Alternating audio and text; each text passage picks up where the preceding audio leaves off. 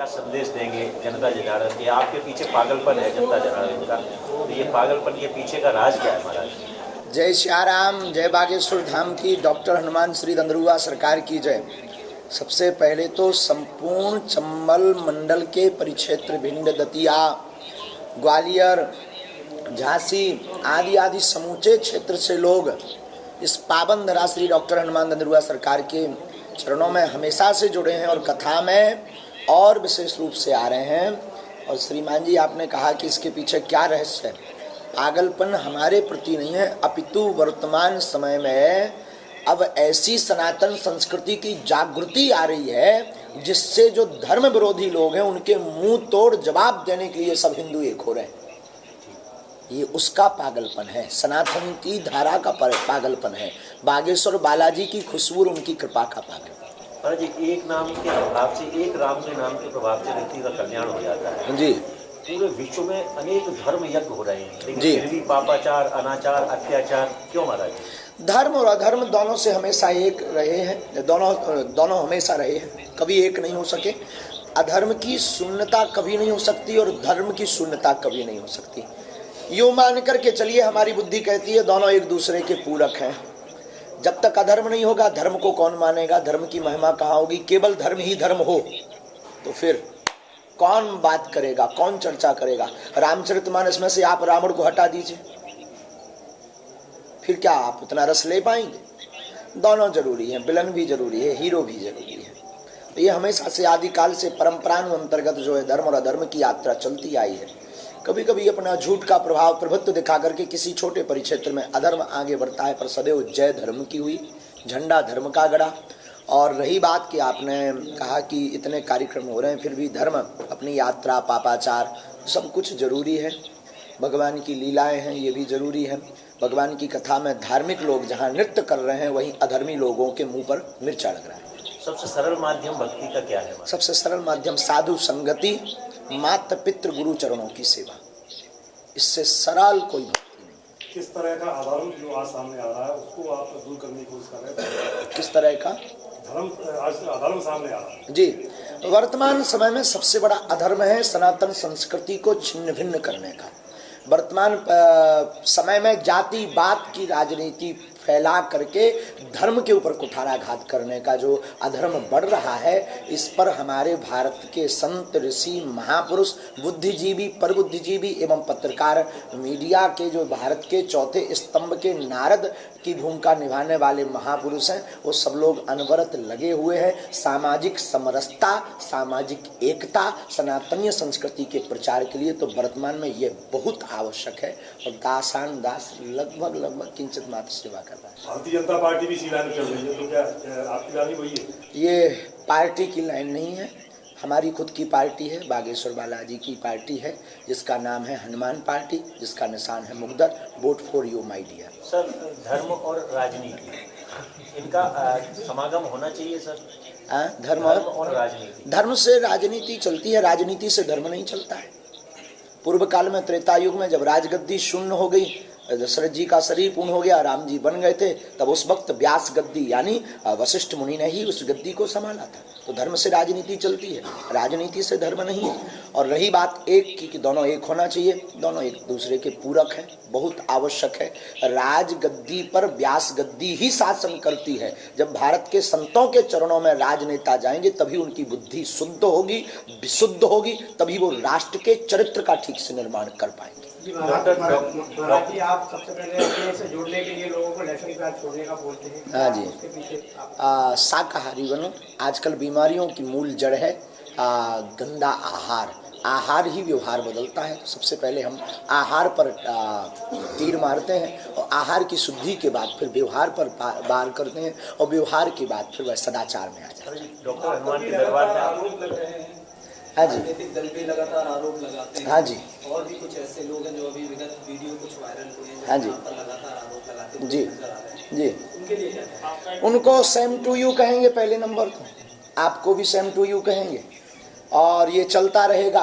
धर्म और अधर्म की लड़ाई है, सनातन की यात्रा जब कोई भी प्रारंभ करता है तो इस भारत देश में आदिकाल से जब लोगों ने भगवान राम को नहीं छोड़ा, उस वक्त भी एक धोबी ने टिप्पणी भगवान पर की थी, और उस वक्त भी आदि जगत गुरु शंकराचार्य को नहीं छोड़ा, भारत का मान बढ़ाने वाले स्वामी विवेकानंद को नहीं छोड़ा, उन पर भी आरोप लगाए हैं। तो ये आदिकाल से धर्म और अधर्म की यात्रा में जो सनातन का कार्य करता है उसे निश्चित फंसाया जाता है। आरोपों को हम यही कहेंगे कि उनको अपना काम करने दो। कहाँ का फोटो क्या है जी? फोटो वायरल हो रहा है। हमारा तो कोई फोटो नहीं है, उसको चेक करिए, उसको चेक कीजिए आप। महाराज जी डॉक्टर हनुमान के दरबार में महाराज जी, हाँ, तो ऐसे ही वो फैक लोग बनाते हैं, उसको चेक कीजिएगा ठीक से। महाराज जी एक महिला की मृत्यु हुई है। हाँ जी तो लोगों ने तो कहा भगदड़ से हुई है, हालांकि प्रशासन ने अपना प्रेस नोट जारी कर दिया है जी उसमें दम घुटने से उसकी मृत्यु हुई। जी।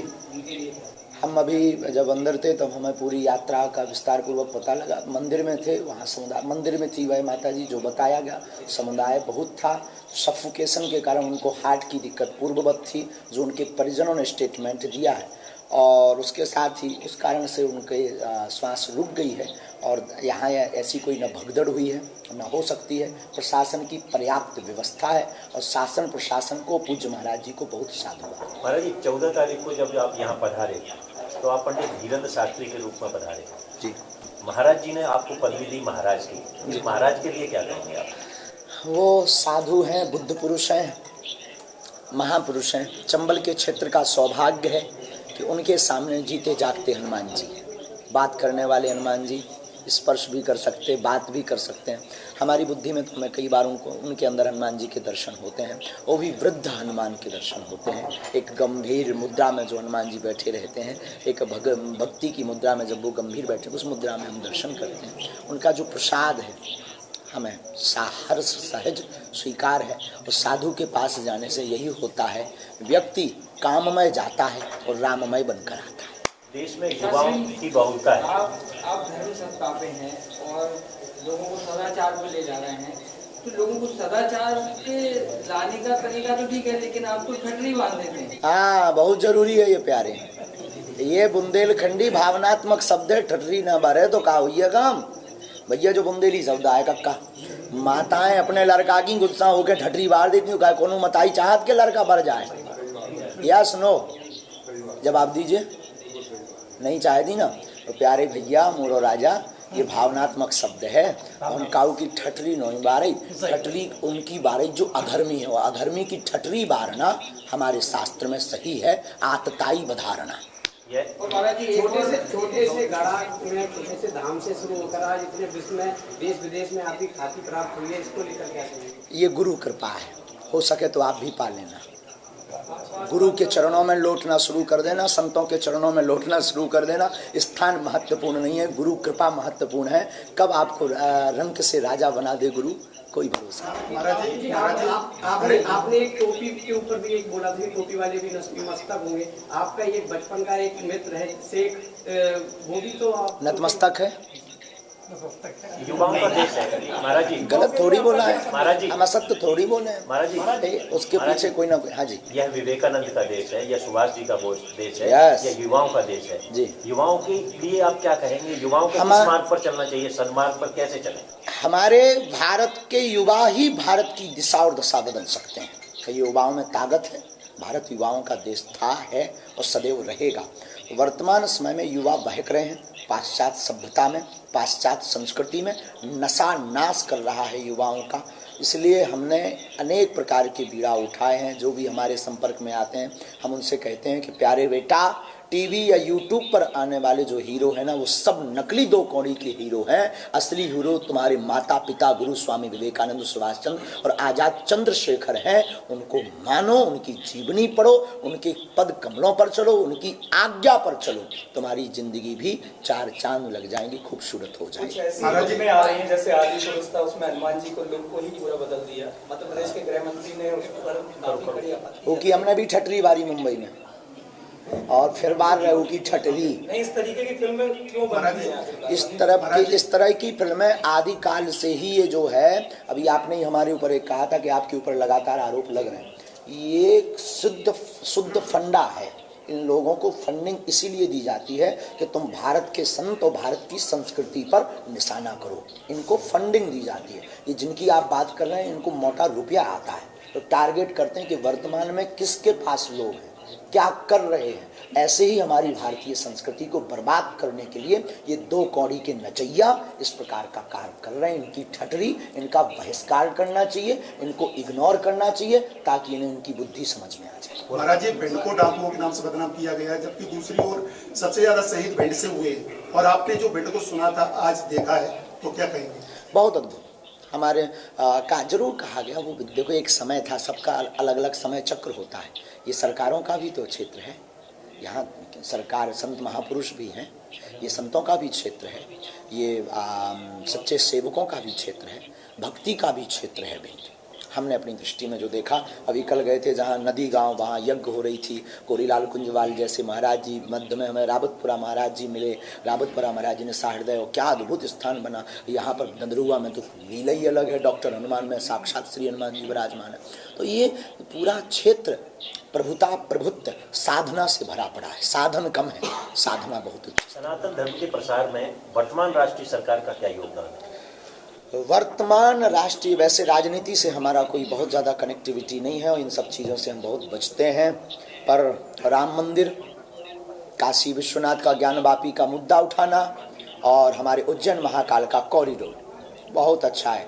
पार्टी कोई भी हो, हमें क्या लेना देना, हम किसी पार्टी के सपोर्टर नहीं, हम तो राम के सपोर्टर हैं। अगर वो ऐसा कर रहे हैं तो जय जय है। महाराज जी, ये आपका राजनीति से कोई लेना देना नहीं है, लेकिन फिर क्यों आखिर प्रीतम लोधी एपिसोड खत्म नहीं हुआ क्या? फिर उन्होंने कल कुछ गंभीर आरोप लगाए हैं। ये चलता रहता है, धन्यवाद उनको, सेम टू यू। वो अपना काम कर रहे हैं, हम अपना काम कर रहे हैं। राजनीति से नहीं है, लेकिन आपने गृह मंत्री को हिंदू बब्बर शेर बताया था। यस, जिस प्रदेश का गृह मंत्री भारतीय सनातनीय संस्कृति का उपासक हो, भारतीय सनातन के संतों का उपासक हो, भारतीय सनातन संस्कृति को बढ़ाने के लिए अपने छाप को, अपनी पद को दाव पर लगाने की क्षमता रखता हो, वो बब्बर शेर ही हो सकता है। हो सके तो आप लोग भी ये काम करिए, अगर आप लोग भी भारतीय सनातनीय संस्कृति के हो तो। महाराज जी, देश के प्रधानमंत्री के बारे में कुछ कहना चाहेंगे क्या? साधुवाद है, बहुत जल्दी हमारे ज्ञानवापी वाला हमारा चुकादे में कर्जा डला है। हम भी इस भारत के नागरिक हैं, हम भी वोट देते हैं भैया।